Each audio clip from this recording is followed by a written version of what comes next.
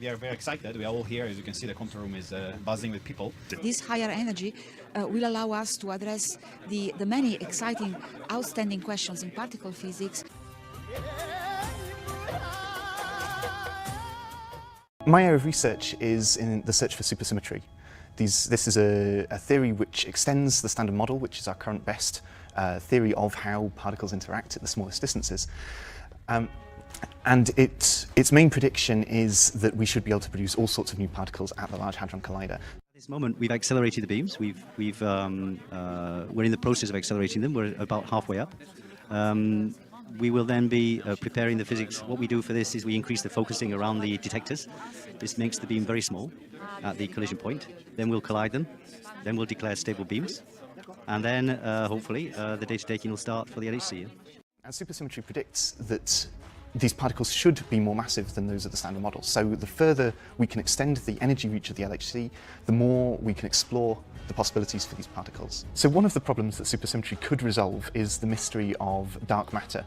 So this is something that astronomers and cosmologists tell us that there's an additional source of gravity in the universe which cannot be attributed to things we can see, stars, the nebulae and other things like that. And so at the moment this has the mysterious name dark matter. I think that's at least partly because we don't really know what it is.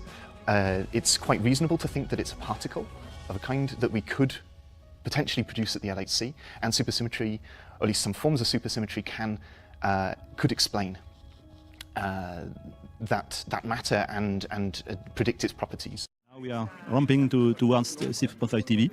Then we refill the machine with 3 bunch against 3 bunch, and we start the ramps. We will be in 10 minutes, 15 minutes to 13 TeV, and we'll have to squeeze the beam and to prepare after that for stable beam.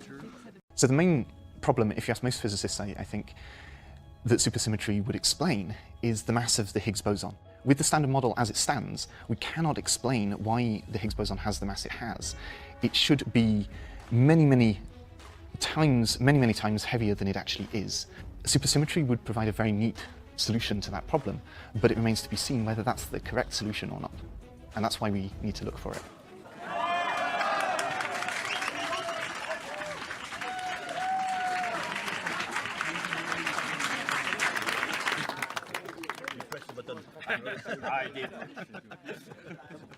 If we don't find supersymmetry at the LHC, then all's not lost necessarily. There are other theories which could also explain this problem of the Higgs boson mass. But theoretically, we have no explanation of what mechanism could stop its mass increasing to exceedingly large values, almost without bound, it seems.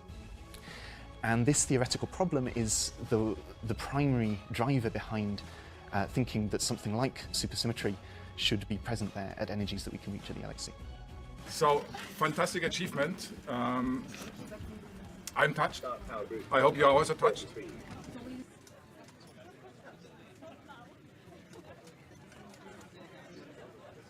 I think we are living through a fantastic moment, a great moment. Collisions at 13 TeV for physics. Means that we can probe to higher energies to produce higher mass particles, and also to shorter distances than we've been able to before.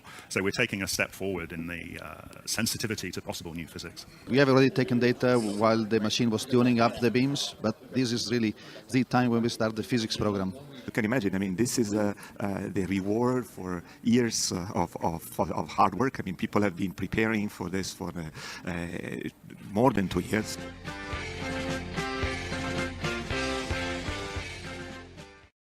Record all information from the Stargate.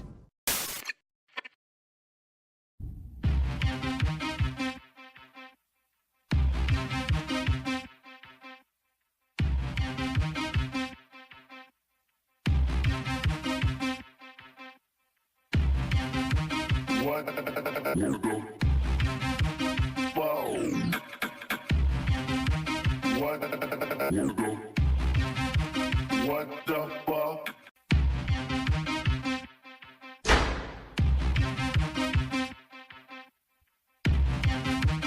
What the fuck?